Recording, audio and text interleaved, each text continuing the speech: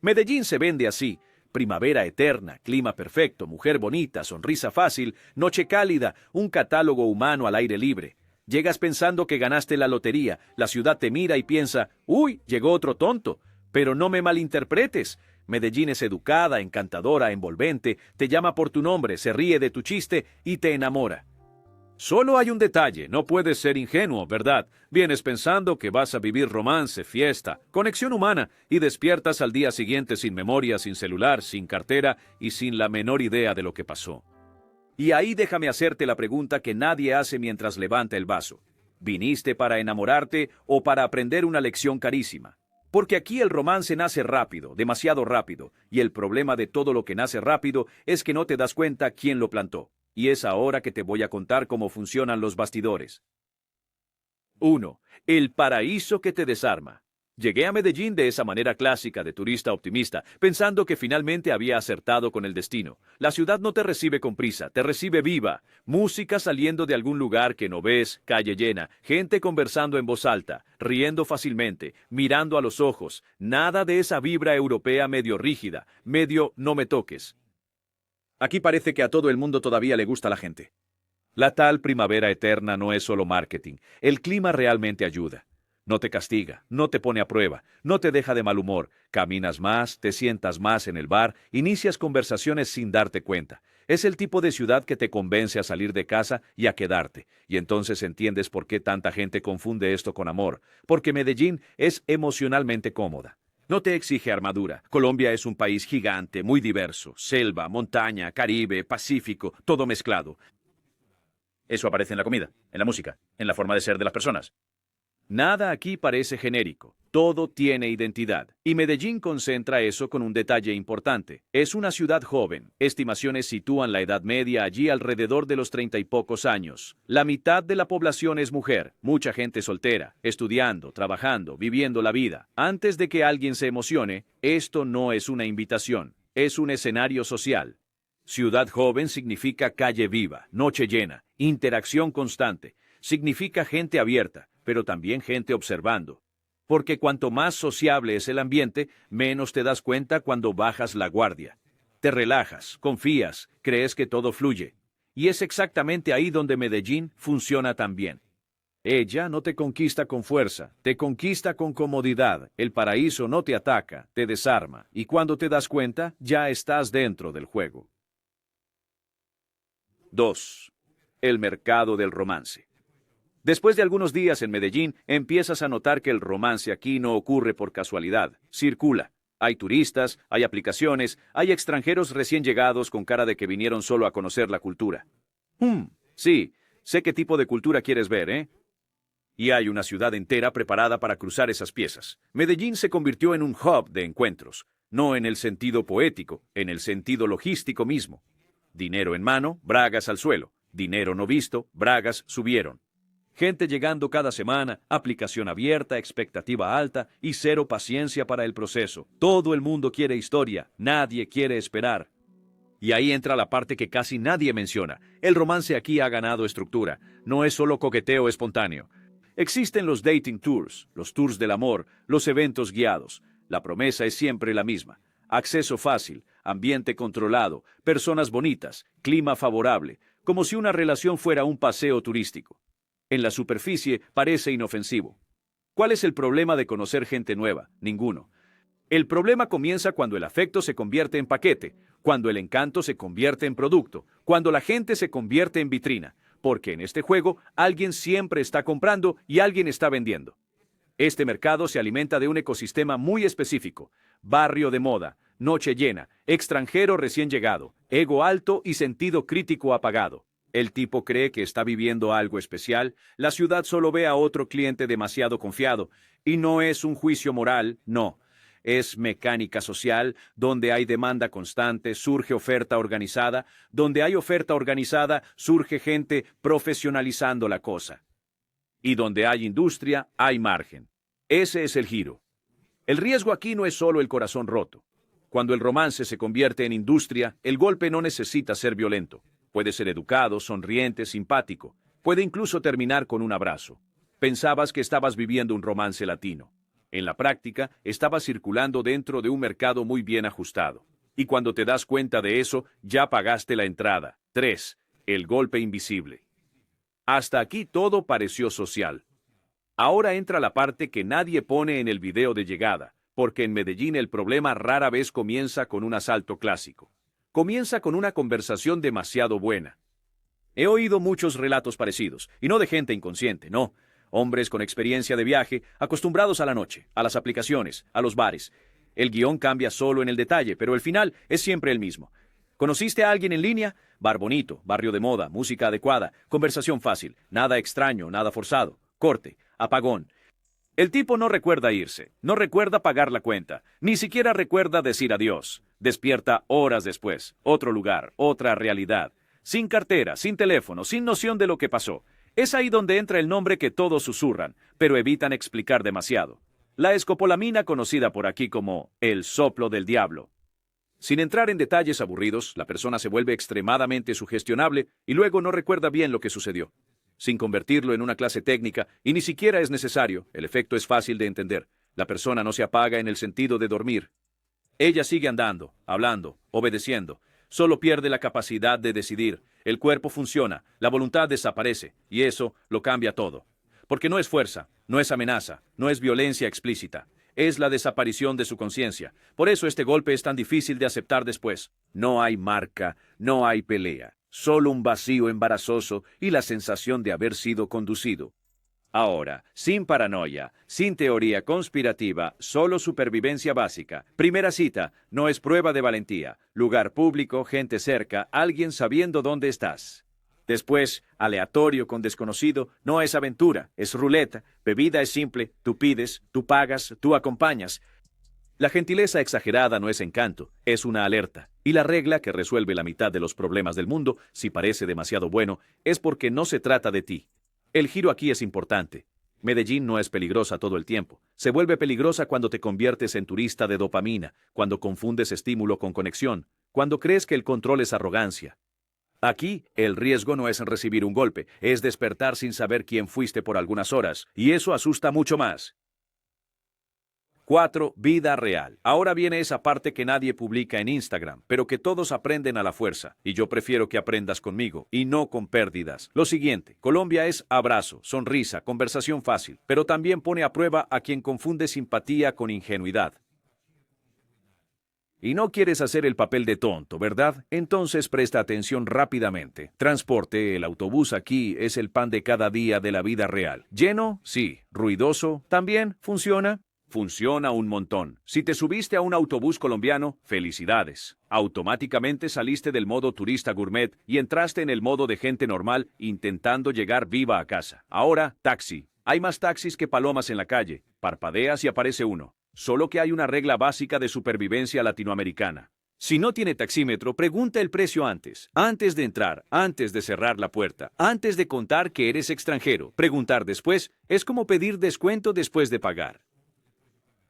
No sirve de nada quejarse, solo acepta y sigue con la vida. Y ahí viene el tema que duele en el corazón moderno, dinero. En teoría, la tarjeta lo resuelve todo. En la Colombia real el dinero manda y la tarjeta obedece. Comida callejera, tiendita, bar sencillo, autobús, taxi, todo es más rápido cuando tienes billetes en la mano. La tarjeta ayuda, claro, pero el efectivo evita conversaciones largas y caras feas. Es como ya dije, dinero en mano, bragas al suelo. Y déjame darte un consejo de amigo, saca dinero dentro del banco, ¿vale? No en ese cajero aislado que parece escenario de película mala, no en ese de es rapidito aquí, no en ese horario en que ya deberías estar en el hotel viendo tonterías en el celular. No es paranoia, es amor propio, amigo. Colombia no es un campo minado, pero tampoco es un lugar para tentar la suerte pensando que a mí no me pasa. No es una Finlandia de la vida. Esta parte es aburrida porque te evita convertirte en esa persona que empieza la frase así. Amigo, fui muy tonto. Después de que entiendes cómo moverte, cómo pagar y cómo no facilitar, la ciudad vuelve a ser maravillosa. Colombia te trata bien, pero espera lo mínimo a cambio. La simpatía ayuda, una sonrisa abre puertas, pero el carisma no paga el viaje y no compra tranquilidad. Así que haz lo básico, no te descuides, disfruta todo y no te hagas el tonto, ¿verdad? 5. Comuna 13, del infierno a la postal. Llega un momento en Medellín en que alguien te dice, tienes que conocer la Comuna 13. Hoy lo dicen como si fuera una obligación turística. Graffiti bonito, baile, vista hermosa, escalera mecánica, selfie garantizada. Pero esta frase lleva un silencio enorme.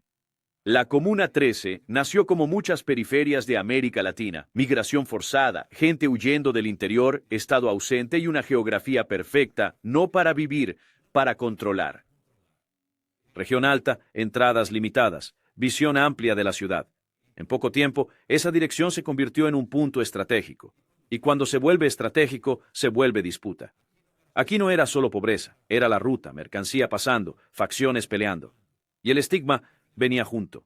Vivir allí era casi una sentencia anticipada.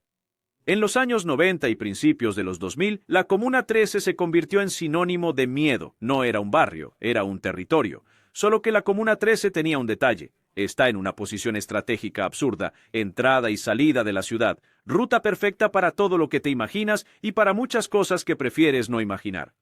Resultado, facciones, milicias, guerrillas, FARC, paramilitares, crimen organizado, todos querían mandar allí. ¿Quién vivía en medio de eso? ¿La población? Y ahí viene el capítulo que aún duele cuando alguien intenta contarlo demasiado bonito. La Operación Orión, en 2002, una intervención pesada, oficialmente para retomar el control.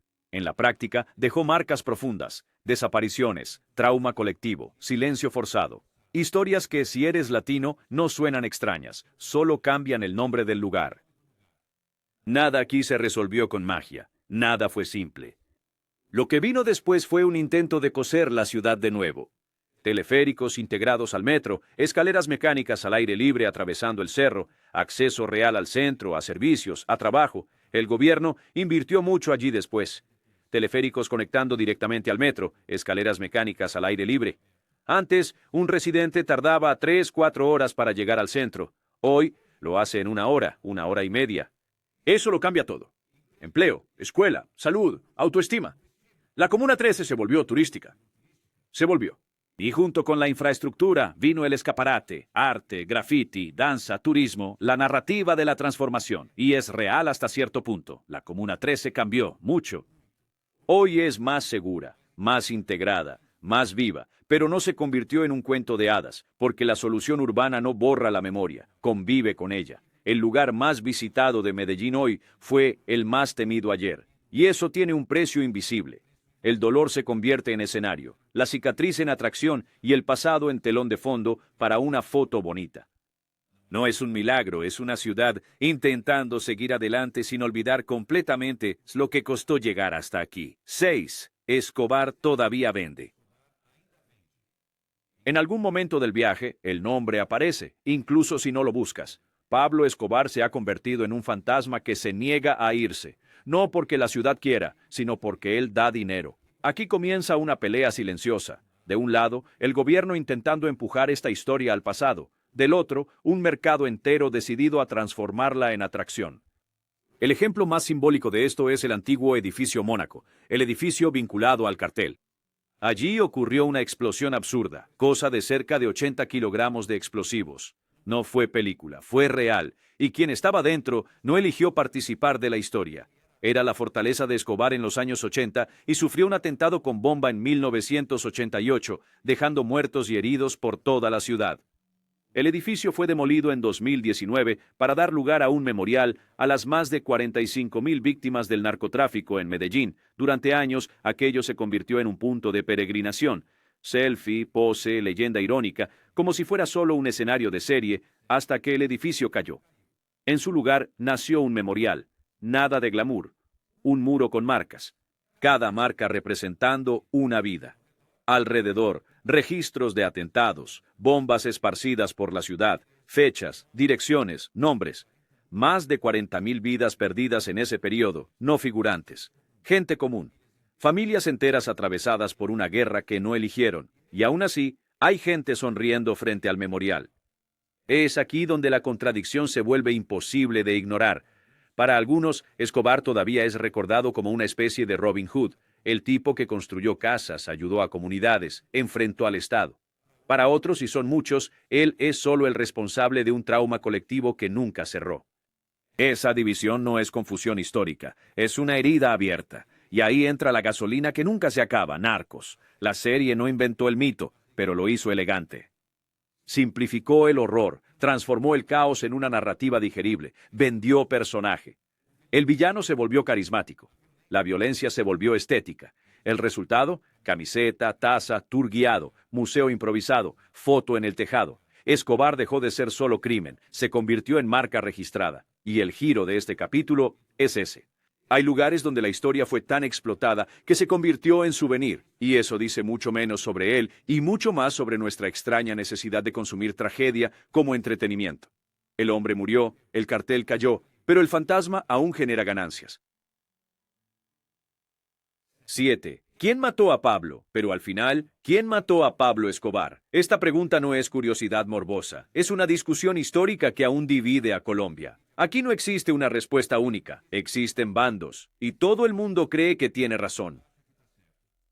Versión 1. Él se suicidó. Esa es la versión de los seguidores, de los fans y de los que aún necesitan el mito vivo. La historia es la siguiente. El 2 de diciembre de 1993, rodeado en el barrio Los Olivos, Pablo habría decidido suicidarse para no ser capturado y extraditado a los Estados Unidos. Este argumento se apoya mucho en una frase famosa atribuida a él. Prefiero morir en tierras colombianas que pudrirme en una prisión americana. Bonito, dramático, cinematográfico, Netflix aprueba. ¿El detalle inconveniente? Esa versión no concuerda muy bien con los informes técnicos. Versión 2. Fue todo el mundo junto. Aquí entra la gente que no cree en nada simple. Según esta visión, la muerte de Pablo fue resultado de un gigantesco complot. Fuerzas de seguridad colombianas, rivales del cartel de Cali, el grupo paramilitar Los Pepes, informantes esparcidos por la ciudad y apoyo indirecto de agencias internacionales como la DEA. O sea, no fue un duelo, fue una cacería. Mucha gente quería a Pablo fuera del juego al mismo tiempo. Y cuando eso sucede, poco importa quién aprieta el gatillo final, esta versión gana fuerza porque en los meses finales, la estructura de protección de Pablo ya estaba prácticamente destruida. Aliados muertos, traicionados o comprados, teléfono intervenido, informantes en todas partes, estaba aislado, y eso es consenso histórico. Versión 3. La policía mató. Esta es la versión más simple y justamente por eso la más odiada por los fans del mito. Según los registros oficiales, Pablo fue alcanzado por 3 disparos, uno de ellos detrás de la oreja, y no había residuos de pólvora compatibles con un disparo a quemarropa en su propia cabeza. Traduciendo al español, claro, eso debilita bastante la idea de suicidio. Es decir, la versión más probable, técnicamente hablando, es que la policía colombiana lo mató durante la operación, sin heroísmo, sin gesto final teatral, sin poesía, solo el fin de una cacería. ¿Y por qué eso todavía divide al país? Porque esta discusión no es sobre su muerte, es sobre la memoria. Entre 1983 y 1994, Medellín perdió oficialmente 46.612 vidas relacionadas con la violencia del narcotráfico. Otras estimaciones hablan de más de 40.000 muertos, familias enteras afectadas. Barrios traumatizados. Una ciudad viviendo en un estado de guerra no declarada. Y ahí entra el conflicto moral. Hay gente que quiere borrar ese pasado para poder seguir adelante. Hay gente que gana dinero manteniendo ese nombre vivo, tours, camisetas, souvenirs, historias romantizadas. Y está la mayoría silenciosa que solo quiere paz. Paz para vivir sin escuchar ese nombre cada semana, paz para no ver la tragedia convertirse en entretenimiento. Paz para no transformar a un criminal en ícono pop. Al final de cuentas, tal vez la pregunta ¿quién mató a Pablo? Sea menos importante. Tal vez la pregunta real sea ¿por qué él todavía está tan vivo en la cabeza de tanta gente? El cuerpo quedó en ese tejado en 1993, pero el debate salió andando por la ciudad, y Medellín intenta, de la manera que puede, hacer algo difícil para caramba. Recordar sin glorificar, enseñar sin romantizar, y seguir viviendo sin convertirse en rehén del propio pasado. Al final, la división queda así, simple y cruel. Una parte quiere olvidar, otra parte lucra recordando, y el resto solo quiere vivir en paz. Y tal vez eso diga más sobre Colombia que cualquier teoría sobre una bala. Si llegaste hasta aquí, comenta Colombia para que yo sepa que no eres el turista tonto. Y antes de salir, revisa el video que está apareciendo en la pantalla. Te lleva a más caos y más belleza también, si es que me entiendes. Gracias y hasta luego.